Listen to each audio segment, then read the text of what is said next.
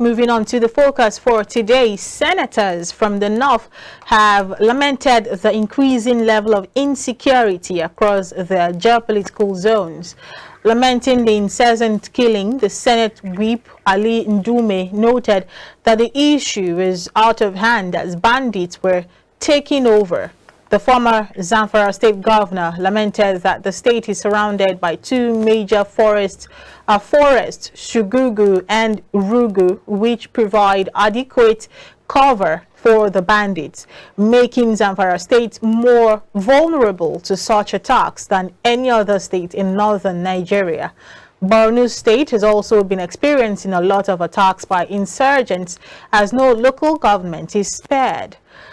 Talking about this conversation with us this morning is Mr. Matthew Oluku. He is a public affairs analyst. Good morning, sir. Thank you for joining us. Good morning. Thank you for having me. All right. Borno and Zamfara State has been in the news, a lot this period. And of course, we already know what the security situation and challenge is like in the country generally. But it seems to have, increased a lot in these two states that we're focusing on this morning. Talking about the recent attack in Zamfara State and of course what it's been like in Borno for the longest time that we can remember. How do you react to these security challenges, especially in the north? Let me say that it's quite unfortunate that Nigerians would be living at the mercy of criminals, terrorists, insurgents in the face of heavy budget allocated to secure life and property. And let me say that you cannot continue doing the same thing over and over and expect a different result. And again, I think our security forces, they are more formidable than all these non-state actors or terrorists or whatever name you may decide to give them. Now, so what is lacking is ability for our government, for the security agencies to think out of the box.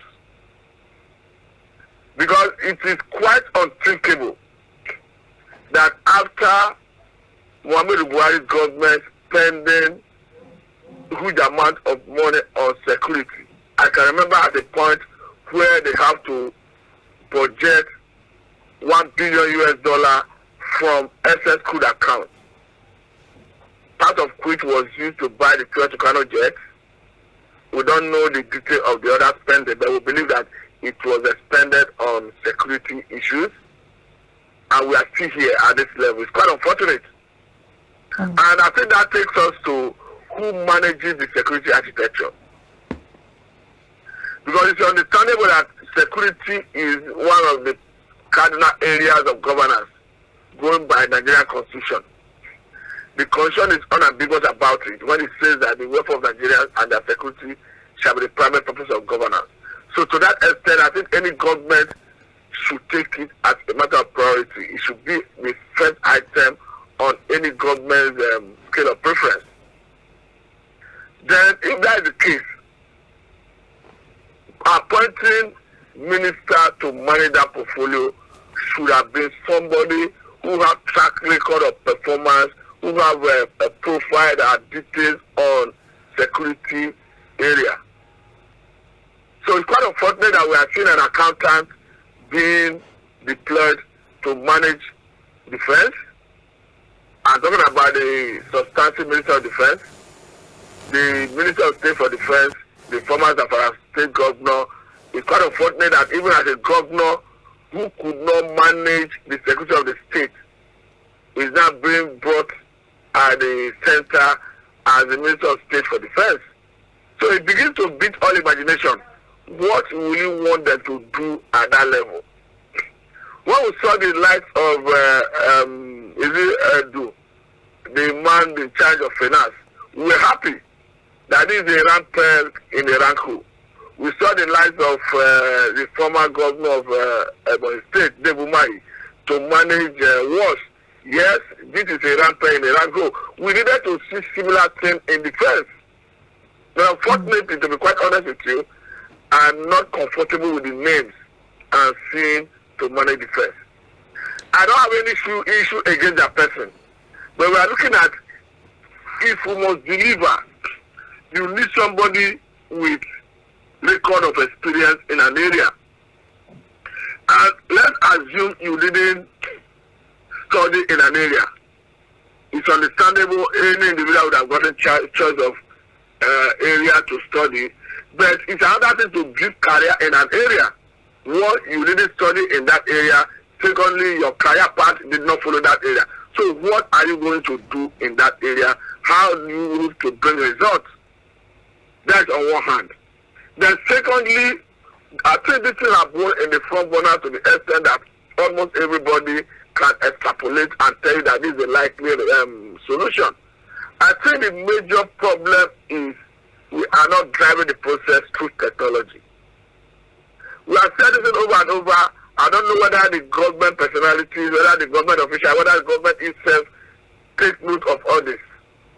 I said it the other time. I said Suleimani and a Iranian military diplomat was killed in Iraq sometime under the presidency of Donald Trump. And he was trained through surveillance drone from an airport. And they monitor him until they were satisfied that taking him out will register little damage. That is when they struck. So the point I'm trying to make is there is a lot you can do if you leverage on technology. Was it not surprising that a Nigerian military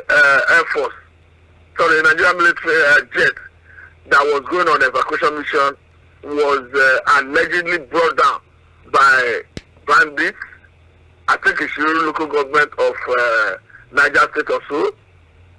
If you leverage on technology, surveillance, something would have told you that yes, you have gathering of people in this area, they have proof further to know the type of gathering and what the activities are.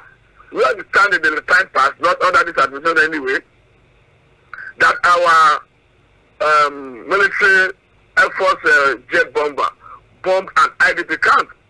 And when the public decide to start asking questions, the public discovered that it was, according to the authorities, an intelligence they got from their foreign partner. So if a foreign partner could give you an information that is actionable to the extent of knowing that there is a gathering of people, though unfortunately they went and bombed an IDP camp, so it tells you that it's workable. That what we need is to deploy technology. I think we are lacking, that area is lacking. All right. If I paid attention, of course, to everything that you said, and wrapping it around technology and borrowing some words from things you've said on this platform sometime in the past. You said that the insecurity situation in Nigeria is not the regular war situation, so you wouldn't expect heavy military attendance to it. However, you mentioned that it is a guerrilla kind of war, and we boast of having strength, military strength, strong police strength as well. You don't think that whether the person who is put in place as minister of substantive minister of to take charge of security situations in Nigeria, whether he is somebody that has good background or strong background in that area, but we have these men and women who are trained to fight these kinds of situations. Is it what are we lacking? What is really the challenge with facing this situation head on? It's been with us for a long time. Is it that we do not have the will to actually get serious with ending insecurity situation in Nigeria? Or is it that maybe it is not part of the priority yet? What is lacking is the vision. What is lacking is the pathway to follow the right path. Whether you have the lieutenants in the field, whether they have the armed forces, the man who is the political leader, the leader of the ministry, have a lot to do in creating the path or rather the direction.